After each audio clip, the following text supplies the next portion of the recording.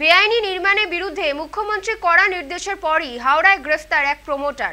ধৃতের নাম সরফরাজ আনোয়ার। তার বিরুদ্ধে অভিযোগ তিনি হাওড়ার ধর্মদাস গাঙ্গুলি লেনে বেআইনি নির্মাণ করেছিলেন।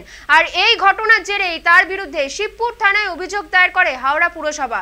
এরপরেই অভিযুক্ত সরফরাজ আনোয়ার নামের ওই প্রমোটারকে গ্রেফতার করে শিবপুর থানার পুলিশ। এছাড়াও আরও দুটি কনস্ট্রাকশন কোম্পানির বিরুদ্ধে হাওড়া থানায় এফআইআর করে হাওড়া পুরসভা। ধর্মদাস লেন ছাড়াও বাকি দুটি বেআইনি নির্মাণ রয়েছে উমাচরণ লেনে।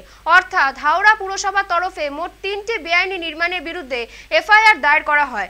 জানা গিয়েছে সবকটি বেআইনি নির্মাণই 30 নম্বর ওয়ার্ডের। এই ঘটনার পর পুর প্রশাসক সুজয় চক্রবর্তী জানান, এরকম পদক্ষেপ ভবিষ্যতে আরও নেওয়া হবে।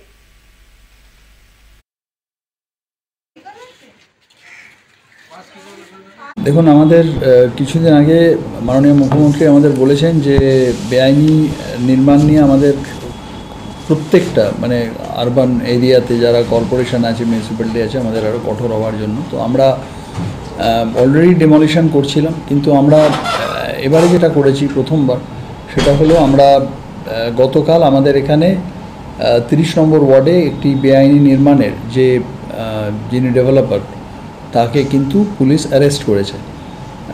এবং আমরা আরও দুটো বেআইনি নির্মাণের ক্ষেত্রে আমাদের এফআইআর লজ হয়েছে, তাদের কাছেও কিন্তু চিঠি যাবে।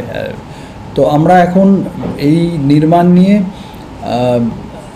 এরপর থেকে আমাদের যেখানে যেখানে আমরা বেআইনি নির্মাণ দেখতে পাবো বা জানতে পারবো সেখানে কিন্তু আমরা এফআইআর লজ করব। এবং আমাদের মাননীয় পুলিশ কমিশনারের সাথে কথা হয়েছে, উনি ক্লিয়ার বলেছেন যে আমরা এক্ষেত্রে আমরা অ্যারেস্ট করতে কিন্তু পিছপা হব না। এবং তার প্রথম অ্যারেস্ট কিন্তু গতকাল আমরা অলরেডি হয়ে গেছে।